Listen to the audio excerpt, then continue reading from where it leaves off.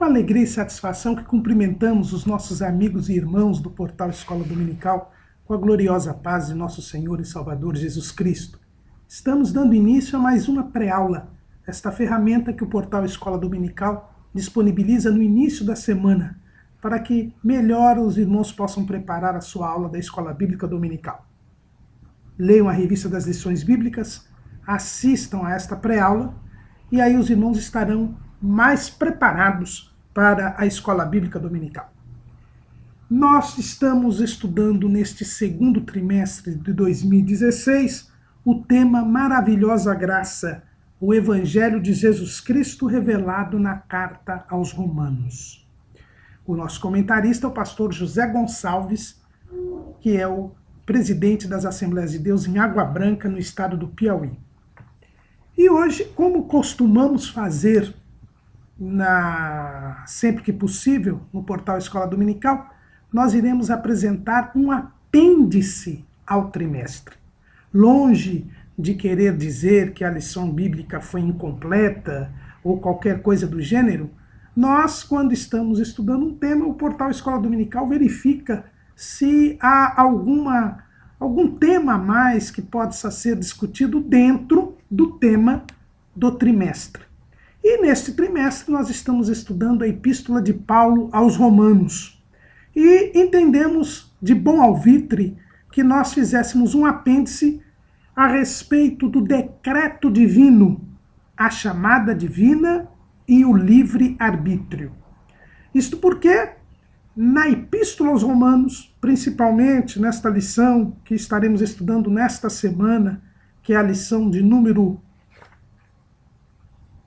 8, Israel no plano da redenção, nós temos passagens no final do capítulo 8, ou quase no final do capítulo 8 de Romanos, e dos capítulos 9 a 11, uma discussão muito grande a respeito daquele que consideramos ser um dos mais tormentosos problemas da doutrina cristã.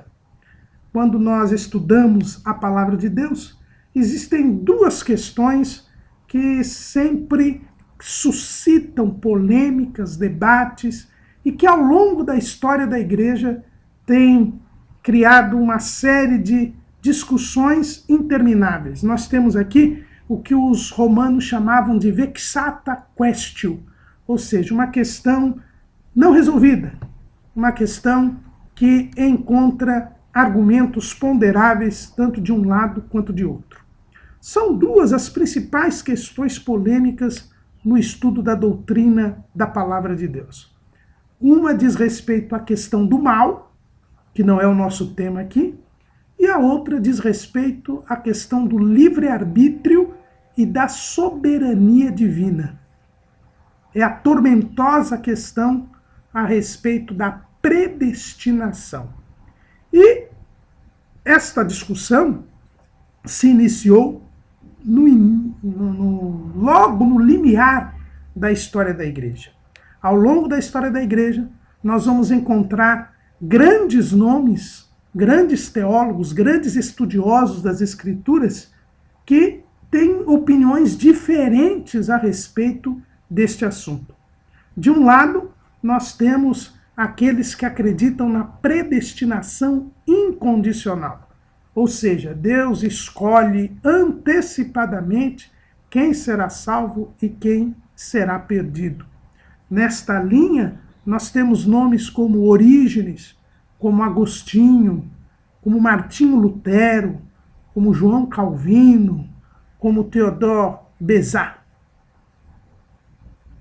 Do outro lado, nós temos grandes nomes que dizem que não há uma predestinação, que Deus dá uma real oportunidade de salvação a todos os homens. E nesta linha, nós temos nomes como John Wesley, Jacó Armínio. Então, nós verificamos que há esse entendimento diferenciado. E é na Epístola aos Romanos que se procura basear tanto uma linha como a outra. Até porque a Epístola aos Romanos tem um enfoque todo especial na doutrina da salvação, na soteriologia, que é precisamente o assunto onde se discute esta existência ou não de uma predestinação.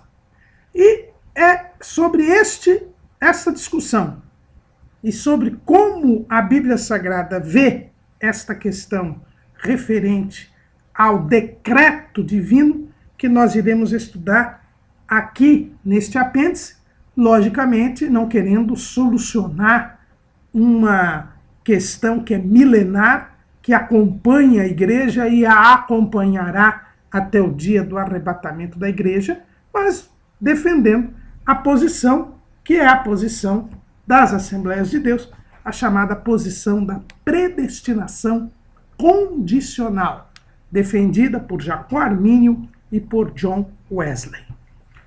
Toda a questão na Epístola aos Romanos encontra-se nesta passagem que nós vamos ler lá em Romanos, capítulo 8, versículos 29 e 30. O apóstolo Paulo está a falar a respeito da vida nova em Cristo Jesus. Está a dizer que nós devemos andar segundo o Espírito e não segundo a carne. Está a falar que o Espírito Santo ajuda o salvo nas suas fraquezas, intercede com o crente, aperfeiçoa a sua oração. Está a falar que Jesus intercede por nós à direita do Pai e que todas as coisas contribuem para o bem daqueles que são chamados, que amam a Deus e que são chamados pelo seu decreto. É aqui a passagem, em Romanos 8, 28. E sabemos que todas as coisas contribuem juntamente para o bem daqueles que amam a Deus, daqueles que são chamados por seu decreto. Porque os que dantes conheceu, também os predestinou para serem conformes à imagem de seu Filho, a fim de que ele seja o primogênito entre muitos irmãos. E aos que predestinou, a estes também chamou. E aos que chamou, a estes também justificou. E aos que justificou, a estes também glorificou. É esta passagem que é muito defendida pelos teóricos da predestinação incondicional, que nós costumamos chamar de calvinistas, mas que, na verdade, Calvino não foi o primeiro a defender esta tese. Esta tese, como nós dissemos, já vem desde Orígenes de Alexandria, passa por Agostinho de Hipona, passa por Martinho Lutero, depois vem para João Calvino e para Bezat. Mas hoje são os chamados reformados, os chamados calvinistas, aqueles que mais defendem esta linha de pensamento. E eles procuram ter sua base aqui, nesta passagem da Epístola aos Romanos.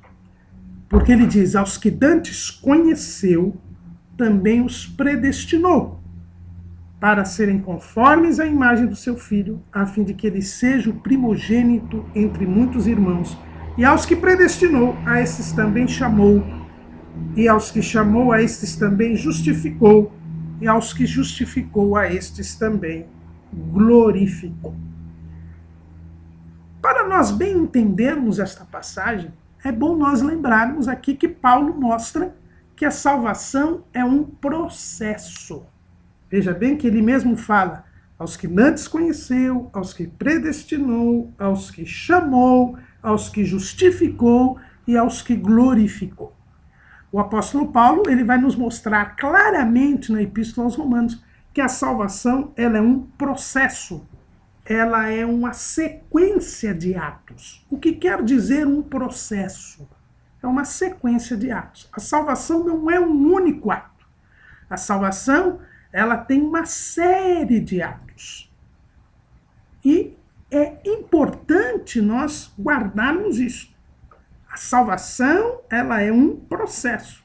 Paulo mostra bem claramente aqui. Tem o prévio conhecimento de Deus, tem a predestinação, a chamada, tem a justificação e a glorificação. A salvação, ela tem um propósito, que é a nossa glorificação. Paulo diz isso claramente no capítulo 8, no versículo 23. E não só ela, quer dizer, a criação, mas nós mesmos, que temos as primícias do Espírito, também gememos em nós mesmos, esperando a adoção, a saber, a redenção do nosso corpo. Nós somos salvos, em primeiro lugar, da natureza do pecado.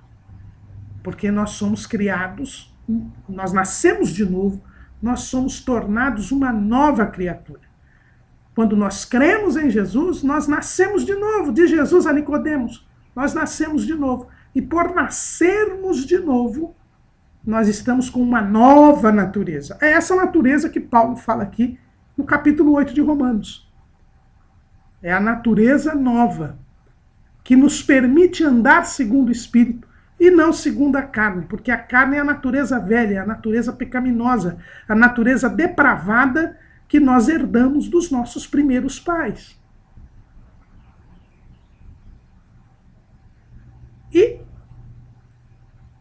durante a nossa estada aqui, nós também somos libertos do poder do pecado.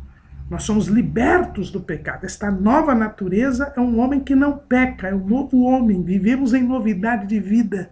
E este novo homem, ele não peca, ele está livre do pecado. É por isso que Jesus diz, se pois o Filho vos libertar, verdadeiramente sereis livres. Nós só estaremos livres do corpo do pecado, da velha natureza que convive com esta nova natureza, na glorificação.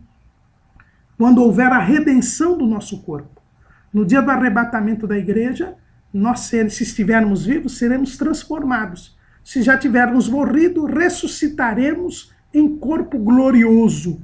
E aí estaremos livres do velho homem, livres do corpo do pecado, livres do corpo desta morte.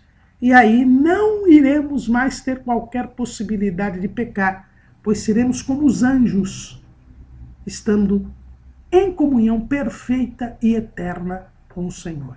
Então o apóstolo Paulo mostra bem que o nosso objetivo, o que nós estamos esperando, é a redenção do nosso corpo.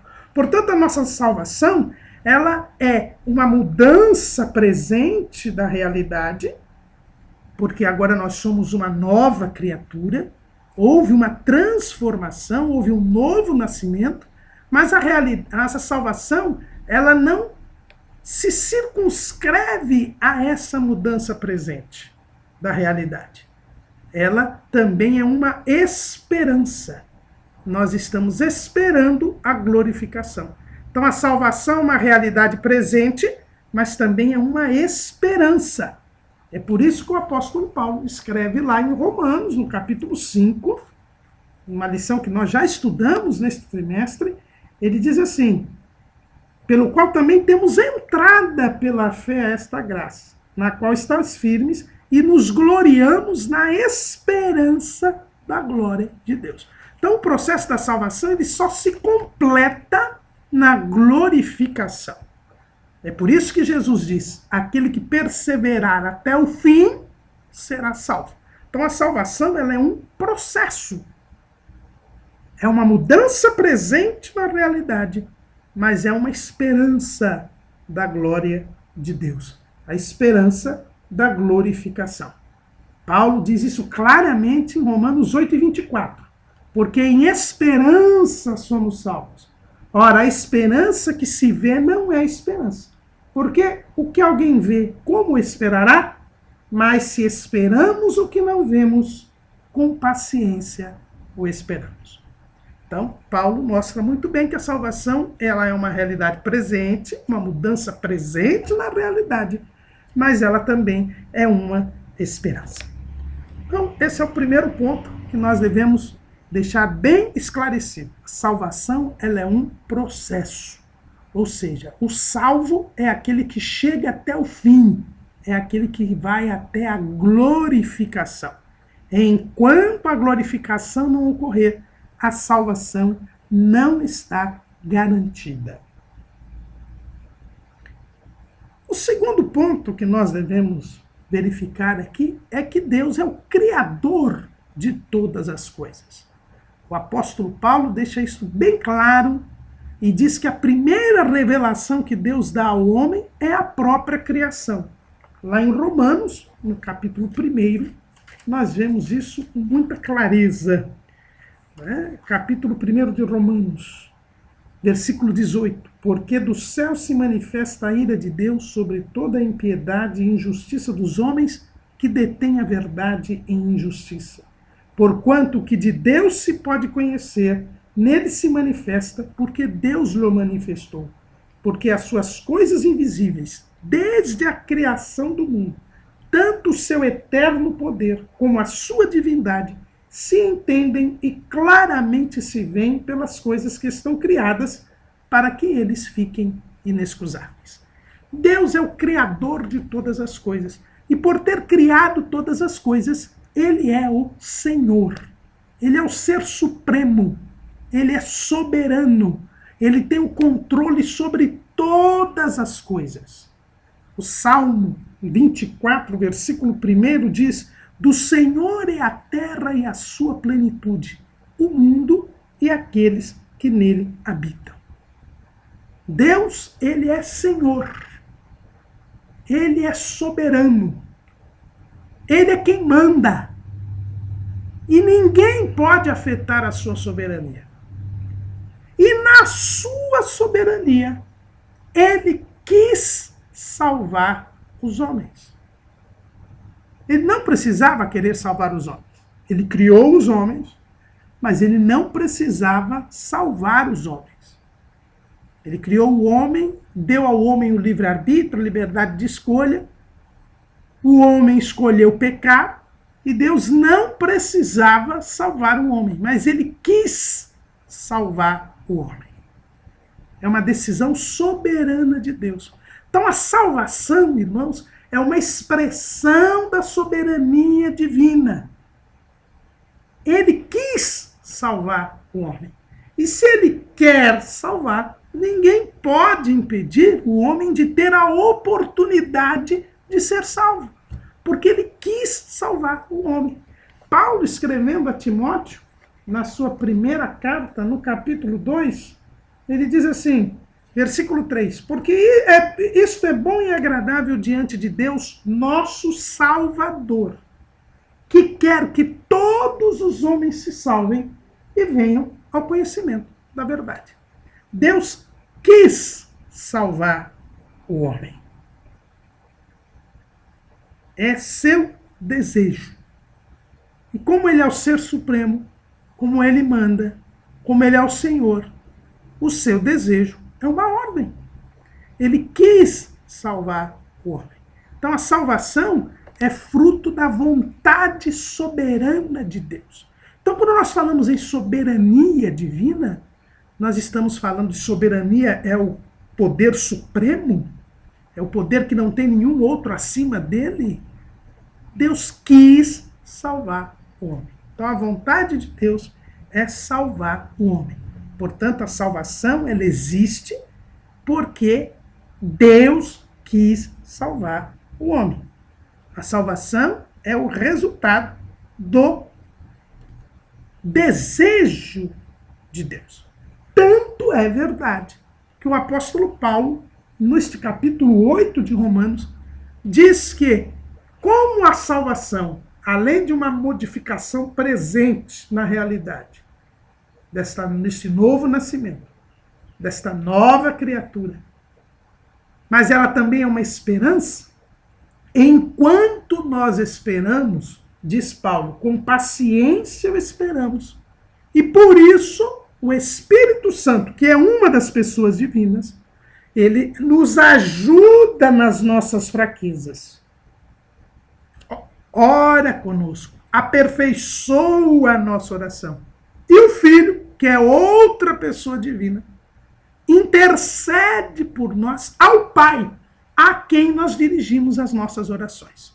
Há aí uma cooperação de Deus e do homem para que nós possamos chegar à glorificação. E por que uma das pessoas divinas ora conosco. E porque outra pessoa divina intercede por nós. E porque a outra pessoa divina ouve e atende às nossas orações. Porque Deus quer salvar o homem. Então, nós devemos raciocinar dentro dessa passagem aqui que nós lemos, de 28 a 30 de Romanos, dentro destas duas premissas. A primeira premissa é de que Deus é soberano. A segunda premissa é que Deus, sendo soberano, quer salvar os homens. E por isso, todas as coisas contribuem juntamente para o bem daqueles que amam a Deus, daqueles que são chamados pelo seu decreto. Mas o que é este decreto de Deus? A palavra decreto, ela significa uma ordem de uma autoridade, né? Nós colocamos aí em nosso esboço o significado da palavra decreto, né? Decreto é uma ordem ou resolução emanada de uma autoridade superior. Então, uma ordem divina.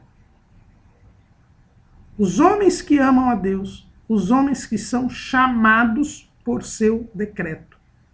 A palavra grega original é próteses, que também tem o significado de propósito, né? Em algumas versões, a versão Almeida Revista e Atualizada, ao invés de decreto, coloca o propósito de Deus.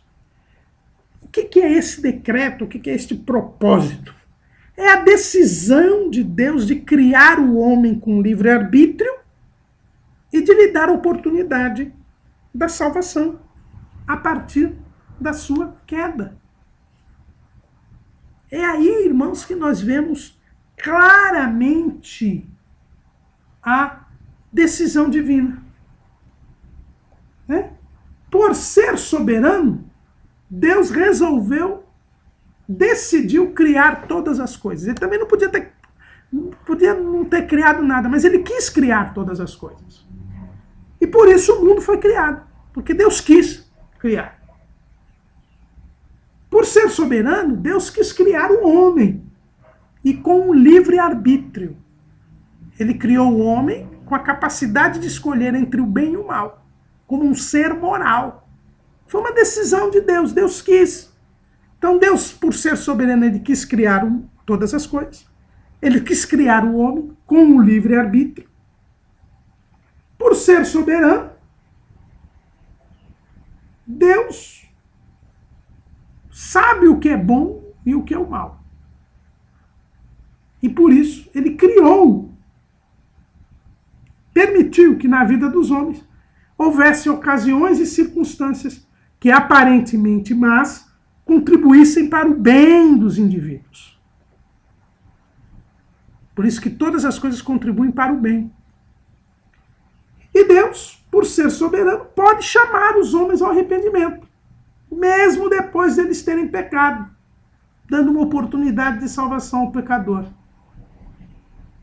E por ser soberano, Deus sabe já quem vai atender ao seu chamado e quem não vai atender. E Deus é soberano para dar a vida eterna apenas àqueles que atenderem ao seu chamado. Então o que é o decreto de Deus? É a decisão que Deus teve de criar o homem com livre-arbítrio, com a capacidade de escolher o bem ou o mal. É a decisão de Deus, sabendo que o homem iria pecar, de dar ao homem uma real oportunidade de salvação. Então os irmãos verifiquem bem que a soberania divina é esse decreto divino. Deus decidiu criar as coisas, Deus criar o universo, Deus decidiu criar o homem, Deus decidiu criar o homem com livre-arbítrio, Deus de antemão já sabia que o homem iria pecar, e Deus decidiu salvar o homem. E antes mesmo da criação do mundo, ele já tinha feito todas essas decisões. É o que nós verificamos em alguns versículos da palavra de Deus. Em Efésios, no capítulo 1, no versículo 4, diz assim: como também nos elegeu nele aí é em Cristo, antes da fundação do mundo, para que fôssemos santos e irrepreensíveis diante dele em caridade. Antes da fundação do mundo, Deus já escolheu como seria a salvação. Ele quis salvar o homem, ele criou o homem com livre-arbítrio. Como ele é Deus, ele já sabe todas as coisas de antemão.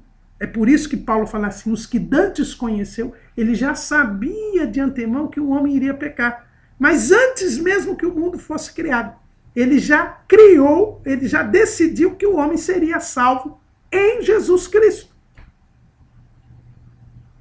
Ele escolheu salvar o homem e escolheu a forma pela qual o homem seria salvo. Em 1 de Pedro 1:20, Pedro também fala dessa realidade. O qual, na verdade, em outro tempo foi conhecido, ainda antes da fundação do mundo, mas manifestado nesses últimos tempos por amor de vós. Aqui Pedro está falando de Jesus. Jesus, antes da criação do mundo, já foi escolhido para ser o meio da salvação, pelo derramamento do seu sangue na cruz do Calvário. E em Apocalipse 13:8, João, e aí nós vamos ver aí os três grandes escritores do Novo Testamento, Paulo, João e Pedro, eles mesmos dando o mesmo ensinamento a respeito deste decreto divino. Apocalipse 13:8. E adoraram a todos os que habitam sobre a terra, esses cujos nomes não estão escritos no livro da vida do Cordeiro, que foi morto desde a fundação do mundo. Então Deus, irmãos, ele não tem tempo. Eu sei que é algo difícil de se entender. Deus é eterno. Para ele há um eterno presente. Então para ele a criação do mundo e este momento agora e o fim do mundo é a mesma coisa. E Deus decidiu ao criar o homem, ao criar o mundo, que ele criaria o homem com livre-arbítrio, sabia que o homem iria pecar, e ele já decidiu que queria salvar o homem e que a salvação se daria através da morte de Jesus Cristo na cruz do Calvário. Deus já decidiu tudo isto. Este é o decreto divino, este é o propósito divino. Os homens que foram chamados pelo seu decreto, ou seja, todos aqueles que crescem em Jesus, seriam salvos. Deus já decidiu. Ele criou o homem e ele já decidiu, porque já sabia que o homem cairia, que o homem poderia ser salvo, desde que cresce em Jesus Cristo. Então nós vemos aqui que o plano da salvação já é uma demonstração da soberania divina. É o decreto divino. É esse que é o decreto. É a decisão de Deus de salvar o homem na pessoa de Cristo Jesus. Por isso o homem foi criado conforme o decreto divino, com livre-arbítrio, com a capacidade de escolher o bem e o mal. E Deus revelou isso ao homem, não escondeu isso ao homem. Lá em Gênesis 2:16, nós vemos: e ordenou o Senhor Deus ao homem, dizendo: de toda a árvore do jardim comerás livremente, mas da árvore da ciência do bem e do mal dela não comerás, porque no dia em que dela comeres, certamente morrerás. O homem foi criado com a capacidade de escolher entre o bem e o mal. Adão tinha essa capacidade de escolher entre o bem e o mal. Porque Deus decidiu que o homem teria esta liberdade. E o homem pecou. E o pecado não pegou o Senhor de surpresa. Deus não foi surpreendido quando naquela viração do dia chegou ao jardim do Éden, como sempre fazia, e o homem e a mulher dele se esconderam. Deus já sabia que o homem iria pecar. Deus sabia que o homem havia pecado. Mas o homem e a mulher se esconderam de Deus. E Deus então pergunta a Adão: onde estás? Deus sabia onde ele estava? Sabia. Mas deu uma oportunidade ao homem para que o homem se arrependesse. E aí nós vemos a graça de Deus. É o favor imerecido que Deus nos dá. O homem se apresentou diante de Deus. Disse que não tinha se apresentado diante de Deus porque estava nu. Aí Deus lhe pergunta: como é que você sabe que você está nu? Você comeu do fruto? Aí Adão, ao invés de pedir perdão e se arrepender, ele culpa a mulher. E a mulher culpa a serpente. E aí Deus manifesta e revela o seu plano que já existia antes da fundação do mundo. Como nós vimos, o Cordeiro foi morto desde a fundação do mundo. Deus nos elegeu em Cristo antes da fundação do mundo. Pedro diz que antes foi conhecido e agora se manifestou entre nós, Cristo. E Deus então revela o seu plano ao homem. Dirigindo-se à serpente, ele diz: e porém inimizade entre ti e a mulher, e entre a tua semente e a sua semente. Esta te ferirá a cabeça, e tu lhe ferirás o calcanhar. Deus ali já revela a salvação. Diz ao homem: eu quero salvar vocês. Vocês pecaram, serão punidos pelo seu pecado, mas eu quero salvar vocês. Nascerá alguém da mulher que irá ferir a cabeça da serpente, que irá vencer a morte e o pecado. Eu quero salvar vocês. Deus revela ao homem. E bastava ao homem crer nesta promessa da redenção. E crendo nesta promessa, fazer o que era agradável a Deus. Crer que Deus queria salvá-lo. Crer que todas as coisas contribuem para aqueles que amam a Deus. Eu deveria amar a Deus. Guardar, porque o que é amar a Deus, irmãos? É guardar a palavra. É Jesus quem nos diz isso. Lá em João capítulo 14. Em João capítulo 14, versículo 23. Jesus respondeu e disse-lhe: se alguém me ama, guardará a minha palavra, e meu Pai o amará. E viremos para ele e faremos nele morada. Quem são os que amam a Deus? Os que guardam a palavra. Deus deu uma palavra ao primeiro casal: a semente da mulher salvará. Vocês serão salvos. Esse é o decreto de Deus. Deus decidiu salvar o homem através de Cristo Jesus.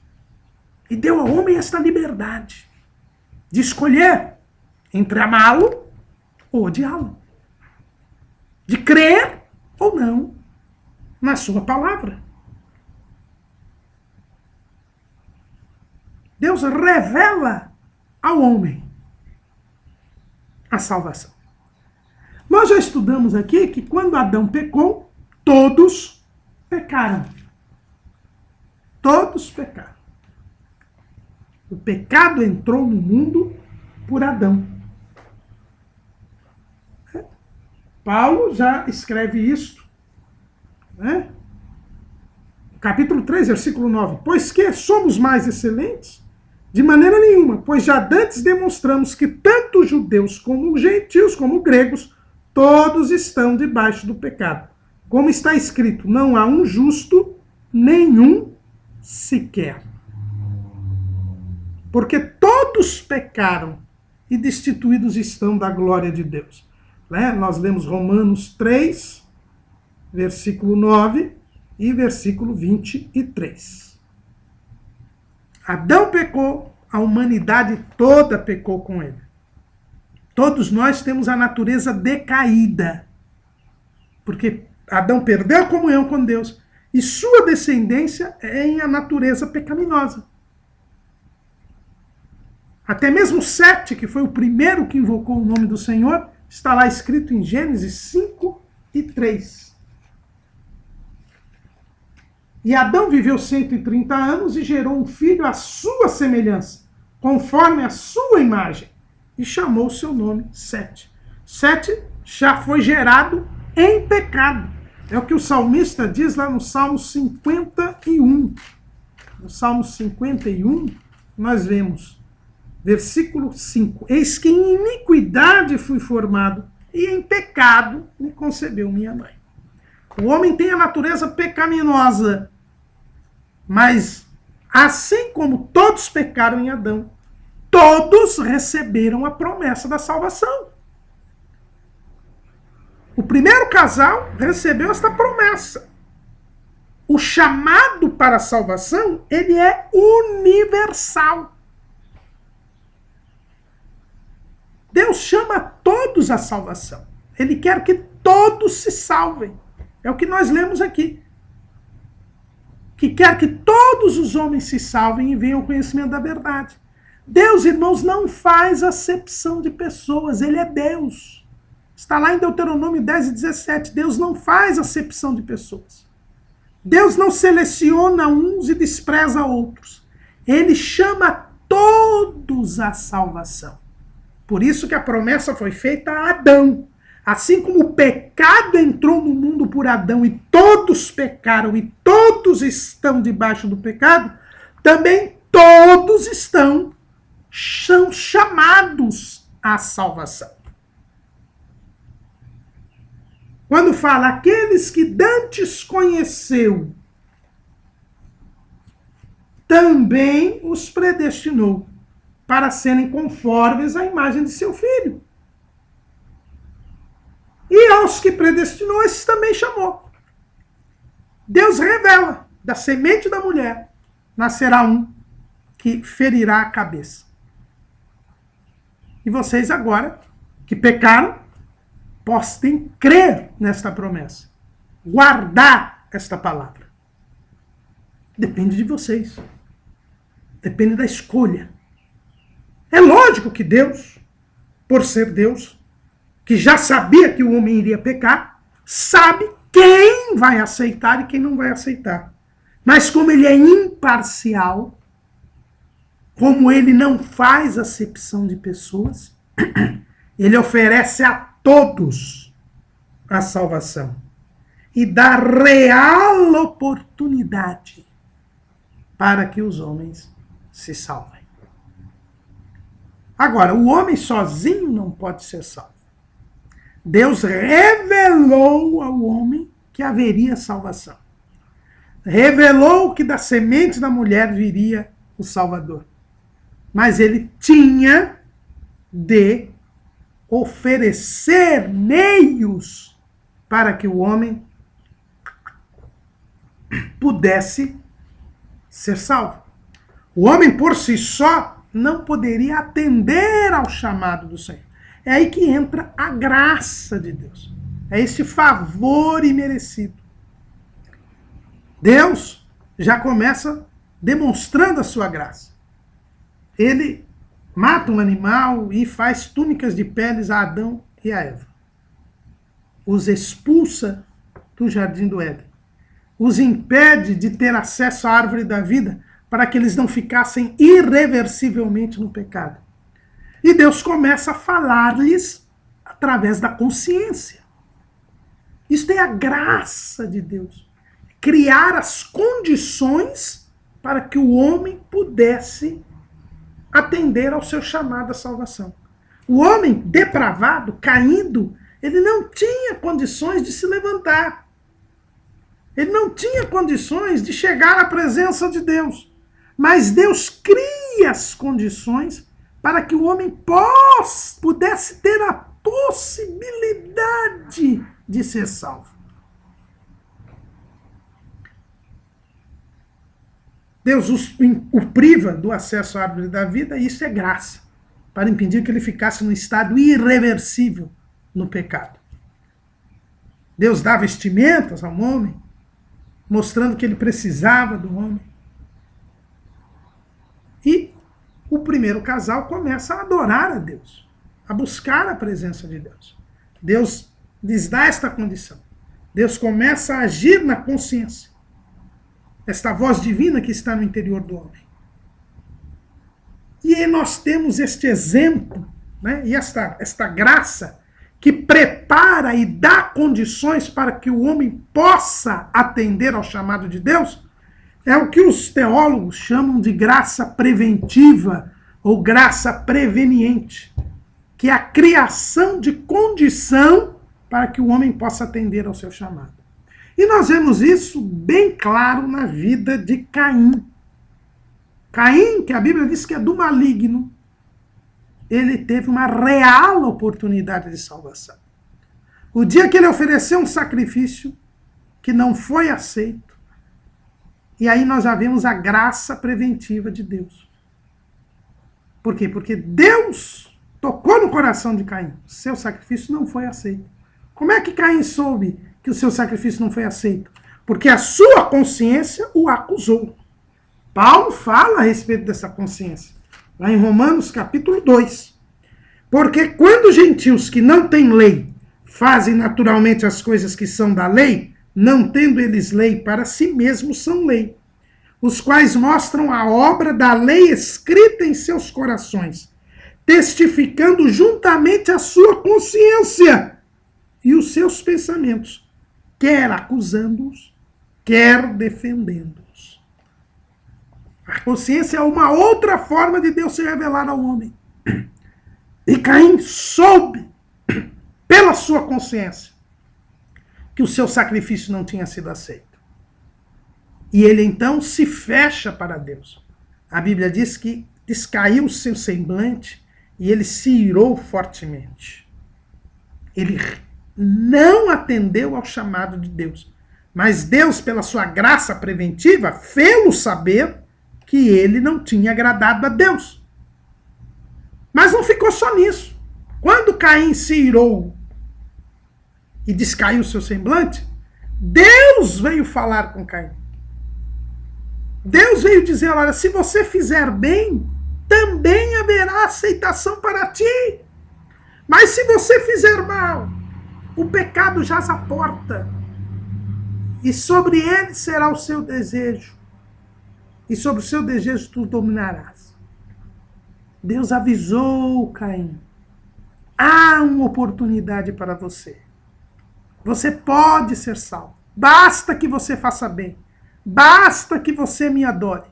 Basta que você me reconheça como Senhor. Basta que você creia na promessa da redenção. Mas, ao ouvir este chamado de Deus, Caim recusou. E ao invés de atender ao chamado de Deus, matou Abel. E quando Caim matou Abel, o que fez o Senhor? Foi novamente ao encontro de Caim. Perguntou onde está o seu irmão, dando uma nova oportunidade para que Caim confessasse o seu pecado. Mas Caim mentiu, disse, sou eu o guardador do seu irmão, do meu irmão, não sei. Aí Deus revela a Caim o seu pecado. E Caim fica apavorado, vão me matar. Mas Deus coloca um sinal em Caim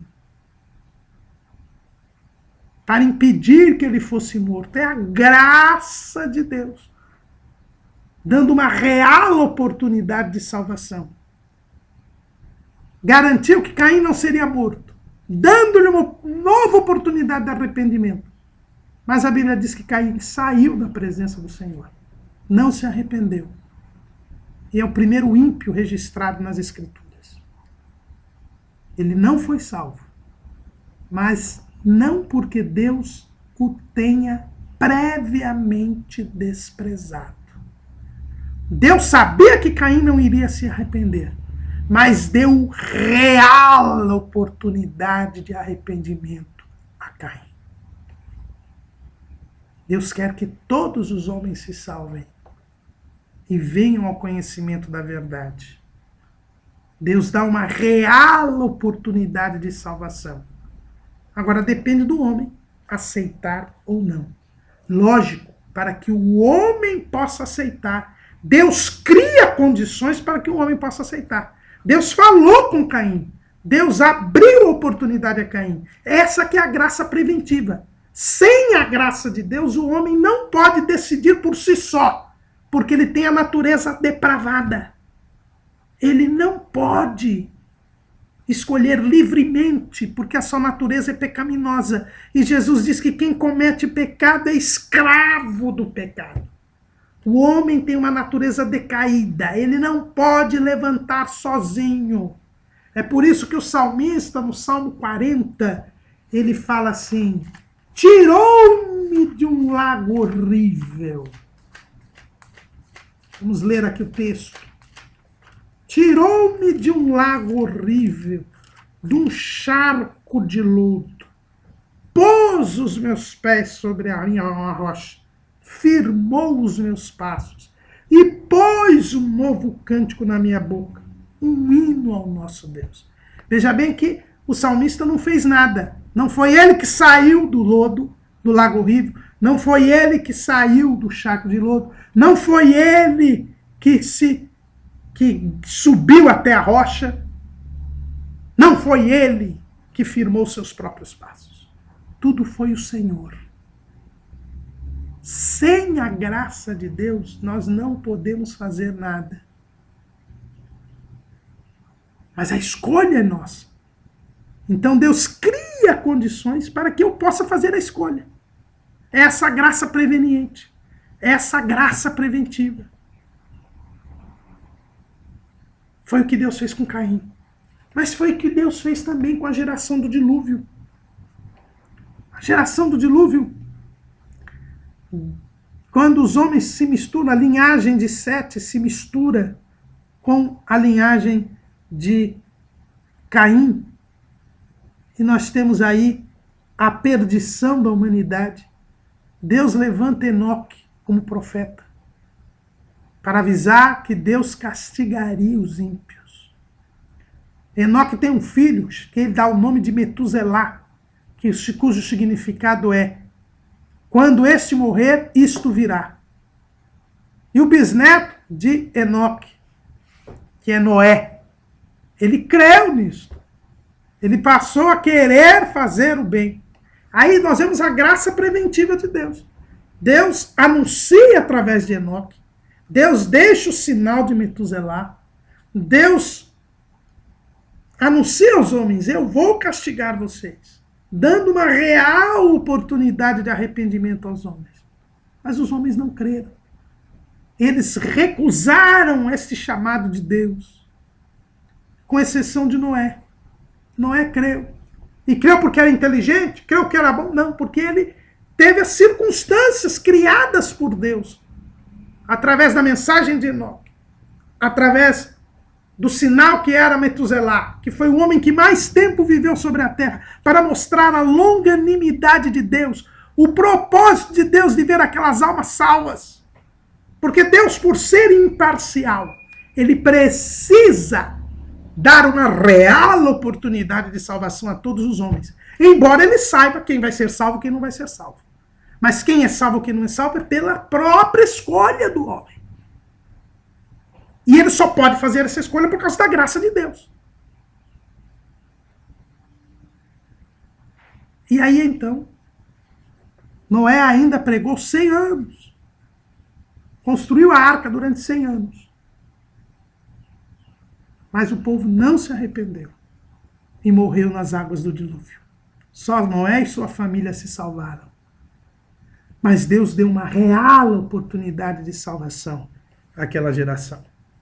O mesmo ocorre na geração do Êxodo, lá em Israel. É a mesma coisa. A geração do Êxodo, nós temos a mesma situação. Deus tira Israel e mostra o seu poder para Israel com as 10 pragas do Egito. Liberta o povo do Egito e leva o povo até o Monte Sinai. Faz com ele um pacto. Mas Israel, como nós vemos nessa lição dessa semana, lição 9, aliás, a lição 8, Israel foi incrédulo, não creu. E quando chegou à beira da terra prometida, os espias foram lá, voltaram, relataram que a terra era do jeito que Deus havia dito, mas havia gigantes e não creram. Deus deu uma real oportunidade àquele povo, mas o povo preferiu crer no relato dos 10 espias e por isso pereceu no deserto, com exceção de Josué e Caleb. Todos que tinham 20 anos para cima morreram porque não creram, mas tiveram a oportunidade de crer, porque a graça preventiva de Deus lhes deu condições para que eles crescem. Através das pragas, através dos milagres no deserto, através do próprio relato dos espias, que mostrava que a terra era como Deus havia dito. Mas só Josué e Caleb atenderam ao chamado de Deus.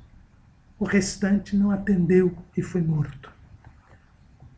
O chamado é para todos, mas só se salvam aqueles que atendem ao chamado. Deus mantém o livre-arbítrio. E aí, irmãos, vem aquela questão, né? O livre-arbítrio ele não foi retirado do homem. Veja bem, ele está bem enfraquecido por causa da natureza decaída do homem. E o homem por si só não tem condição mínima de escolher entre o bem e o mal.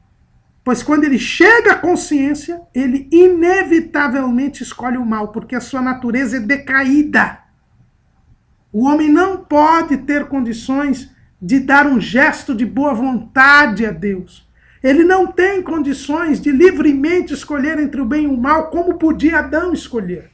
E aí tem essas duas doutrinas heréticas a respeito deste assunto. Os pelagianos, um monge chamado Pelágio, que viveu no século IV, ele dizia que o homem pode livremente escolher entre o bem e o mal, assim como Adão. Que Adão teria sido apenas um exemplo. E que todo homem tem a mesma capacidade que tinha Adão para escolher entre o bem e o mal. Isto não é verdade. Porque a Bíblia diz que o pecado entrou no mundo e por isso todos pecaram. E destituídos estão da glória de Deus. Nós nascemos com a natureza decaída. Então esta ideia de Pelágio, de que o homem pode livremente escolher entre o bem e o mal, como Adão, não é verdade. Hoje nós temos uma natureza depravada, decaída. Então esse ensino de Pelágio é herético, está contra a palavra. Mas também um ensino chamado semi-pelagiano, que é o ensino de João Cassiano. Ele diz, olha, o homem ele não tem condições de escolher entre o bem e o mal. Pelágio está errado. Mas ele tem uma demonstração de boa vontade. Então a boa vontade, o homem tem uma boa vontade de atender ao chamado de Deus. Então, o homem ele teve o livre-arbítrio prejudicado, mas ele tem uma boa vontade. E essa boa vontade do homem faz com que Deus se aproxime dele e o chame. Então, o homem tem que demonstrar esta boa vontade para com Deus. E aí ele pode alcançar a salvação. Também é mentira, porque a Bíblia diz que todos pecaram e destituídos estão da glória de Deus. E o homem é mau. Jesus disse, vós sendo maus, sabeis dar boas dádivas aos vossos filhos. Então o homem é mau, ele não tem boa vontade. Essa história dos homens de boa vontade é uma invenção, porque na verdade o que existe é boa vontade para com os homens. Foi o que os anjos, os coros angelicais, cantaram no dia do nascimento de Jesus. Lá em Lucas, capítulo 1, capítulo 2, versículo 13 e 14. E no mesmo instante apareceu com um anjo uma multidão dos exércitos celestiais, louvando a Deus e dizendo, glória a Deus nas alturas, paz na terra e boa vontade para com os homens. Não são os homens de boa vontade, é boa vontade para com os homens. A boa vontade é de Deus. Deus quer salvar o homem e por isso ele cria a boa vontade, que é o que nós vimos aqui, a graça preventiva. Ele dá condições para que o homem possa ou não atender ao seu chamado. É uma real oportunidade de salvação, mas que nasce em Deus, porque a salvação nasce em Deus. Então essa doutrina também de João Cassiano, chamados semi-pelagianos, também tem que ser retirada.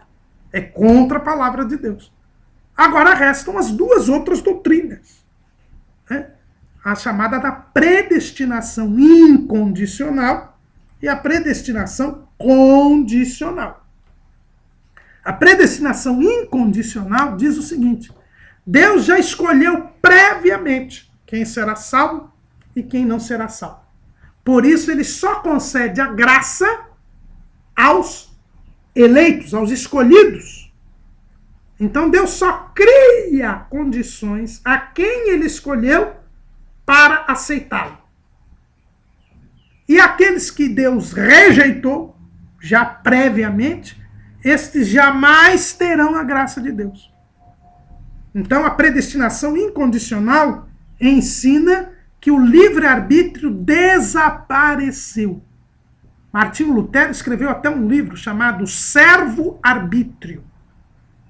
Depois que Adão pecou, o livre-arbítrio desapareceu. Então Deus escolhe alguns para salvar e outros para perder. E aí estaria o amor de Deus, porque todos deveriam ser condenados. Mas o amor de Deus resolve salvar alguns. Essa é a doutrina da predestinação incondicional.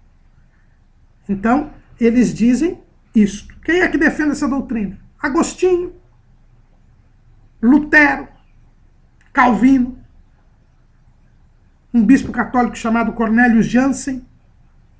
Eles defendem esta linha de pensamento. Por que nós não aceitamos esta linha? Em primeiro lugar, porque o chamado é universal. Deus não faz acepção de pessoas. E a doutrina da predestinação incondicional cria um Deus parcial. Um Deus que só dá a graça para alguns e nega a graça para outros. E Deus não faz acepção de pessoas. Segundo, ainda que você diga, não, ele chamou a todos, mas só dá a graça a alguns. Aí Deus seria insincero. Deus seria um farsante, o que é um absurdo. E em terceiro lugar, porque Deus, nós vimos o exemplo de Caim, da geração do dilúvio, da geração do êxodo, que Deus dá real oportunidade de salvação. Lógico, ele sabe previamente quem vai atender ou não ao seu chamado. Mas ele cria condições para que todos possam ter a oportunidade de fazer a escolha. O homem por si só não pode escolher.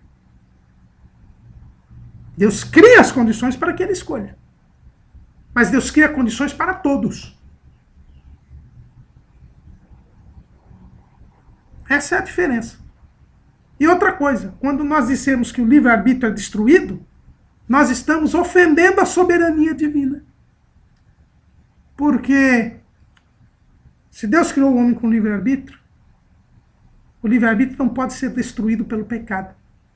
Porque nada que Deus faça pode ser destruído por algo.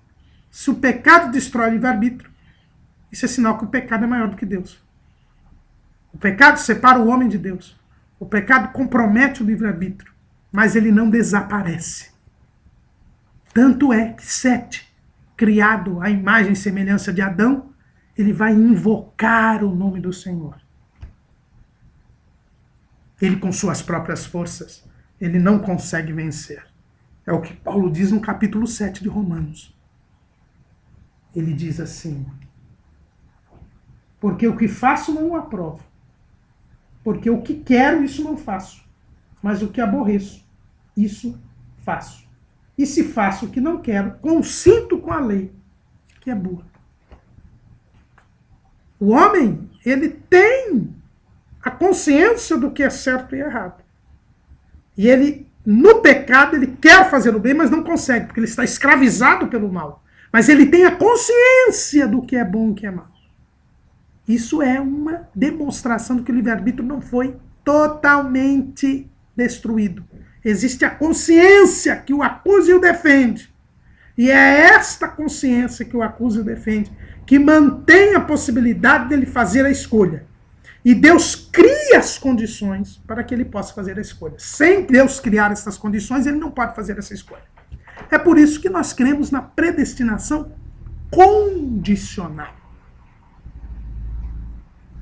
Deus já predestinou. Aqueles que crerem em Cristo serão salvos.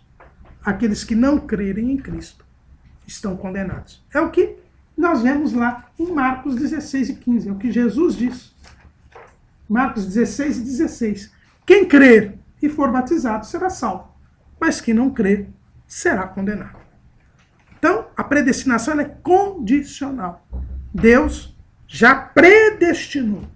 Aqueles que crerem em Jesus serão salvos. Aqueles que não crerem em Jesus estão perdidos. Deus já disse, Deus quer que todos os homens se salvem, mas a salvação ele já definiu que será em Jesus. Quem crer em Jesus será salvo. Quem não crer será condenado. Então essa predestinação é como diz o evangelista Luiz Henrique de Almeida Silva, o pioneiro das videoaulas na internet. É como você entrar num navio. Se você entrar no navio, você vai para aquele destino daquele navio. Não adianta você querer ir para Roma se o navio vai para Paris. Ou para Paris não, que não tem mar, né? Vai para o Porto de Gibraltar. Se o navio for para Corinto, ele vai para Corinto. Se o navio for para Gibraltar, ele vai para Gibraltar. Se você entrar em Jesus, você será salvo. Se você não entrar em Jesus, você já está perdido. Deus já destinou. Só serão salvos aqueles que crerem em Jesus. Isso é a predestinação condicional. Deus dá uma real oportunidade de salvação a todos os homens. É por isso que Jesus disse que há dois caminhos. Um que conduz à salvação e o outro que conduz à perdição. E Jesus diz, entrai pela porta estreita. Entrai pelo caminho apertado. Se Deus já previamente tivesse escolhido um caminho para cada um, Jesus não diria há dois caminhos. Ele só diria, ó, tem um caminho só. Eu quero que você vá para o caminho da salvação porque eu já previamente te salvei. E eu quero que você vá para o caminho da condenação porque eu já previamente te rejeitei. Esta é a tese defendida pelas Assembleias de Deus, por Jacó Arminio, por John Wesley. A predestinação é esta. Deus previamente conheceu o homem, sabia que o homem iria pecar. E ele decidiu criar dois destinos, a salvação e a perdição. E dar a real oportunidade para que cada ser humano escolha entre a salvação e a perdição. Esta escolha só é possível por causa da graça de Deus. A graça de Deus se manifesta e cria condições para que o homem aceite ou não a salvação em Cristo Jesus. Outra evidência que nós temos é que a Bíblia diz que Deus criou o lago de fogo e enxofre para o diabo e seus anjos. Está lá em Mateus 25 e 41. Então dirá também aos que estiverem à sua esquerda, apartai-vos de mim, malditos, para o fogo eterno, preparado para o diabo e seus anjos. Então Deus não preparou o lago de fogo e enxofre para os homens perdidos. Ele preparou para o diabo e seus anjos. E o homem que escolha feita graças à criação das condições de Deus, Aquele que escolher ir junto com o diabo vai. Mas Deus dá uma real oportunidade para que o homem escolha a salvação. Porque ele preparou o lago de fogo para o diabo e os seus anjos. Não preparou para o homem. Porque para o homem, Deus preparou o céu. Agora, como Deus respeita o livre-arbítrio que ele próprio criou, o homem escolherá entre servir a Deus ou não. A salvação é um caminho. E Deus quer que os homens se salvem. E dá uma real oportunidade para que os homens trilhem este caminho até a glorificação. Deus sabe quem vai atender ou não ao seu chamado. Mas porque Ele é Deus, Ele dá uma real oportunidade para que o homem seja salvo. Amém.